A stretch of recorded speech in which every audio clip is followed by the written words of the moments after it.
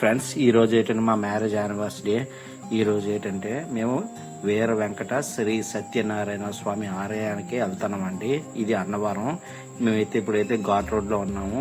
ఇది టెంపుల్ యొక్క ముఖద్వారం అండి. చాలా బాగుంది. మా బాబుతో నేను ఎప్పుడు వెళ్ళా సరే ఒకటి ఏంటంటే అక్కడ ఏంటంటే ఒక బాల్ కొనిపించుకుంటాడు. ఈసారి కూడా ఒక బాల్ అయితే కొన్నాను. దరిదాపు 100 రూపాయలు చెప్పారు. కానీ నేనైతే దరిదాపు బేరవాడి 80 రూపాయలు తీసుకున్నాను. ఇది వ్రతం టికెట్ అండి, 300 రూపాయలు. వ్రతం సామాన్లు కూడా 300 దగ్గర పడ్డాయి. దగ్గర 600, 650 అయిందండి. ఇది పక్కన గోపురం.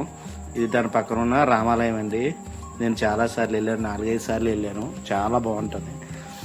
ఇదేంటంటే గుడి ఆవరణ ప్రాంతం అండి. చాలా అభివృద్ధి చెందింది. లాస్ట్ వచ్చినప్పటికి ఇప్పటికి చాలా బాగుంది. మా అబ్బాయి ఏంటంటే బాల్తోనే ఆడుతున్నాడనమాట ఆ గుడి దగ్గర. చాలా బాగుంది. మేమైతే వ్రతం చేయించుకుంటున్నామండి. వ్రతం ఏంటంటే దరిదాపు గంట వరకు మాకైతే సమయం పట్టింది. వ్రతంలో అయితే ఈ విధంగా ఉంటుంది. దరిదాపు ఒకేసారి మండపంలోనే ఒక 200 మంది 300 మందికి అయిపోతాయండి. ఇలాంటి మండపాలు 5 ఉంటాయి దరిదాపు. మాకైతే వ్రతం ఏంటంటే ఈ విధంగా చేసుకుంటున్నాం. స్టెప్ బై స్టెప్ ఏంటంటే వ్రతానికి సంబంధించిన అంతా వాళ్ళే చెప్తారండి. మనం అట్లా ఫాలో అయిపోతే సరిపోద్దండి. నా వీడియోస్ నచ్చితే లైక్ అండ్ షేర్, సబ్స్క్రైబ్ చేయండి. మేము ఏంటంటే ప్రతి మా యానివర్సరీకి ఏంటంటే మేము ఈ విధంగా జరుపుకోవాలని అనుకుంటున్నాం.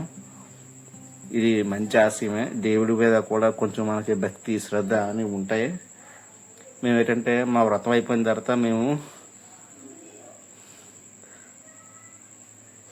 నెక్స్ట్ ఏంటంటే మేము భోజనాలకు వెళ్ళామండి. దర్శనం అయిపోయిన తర్వాత మేము భోజనానికి వెళ్ళాం. తర్వాత ఏంటంటే ఈ ప్రసాదం అండి. ఇది గుడి టెంపుల్ ఆవరణలో ఇలా ఉంటుందండి.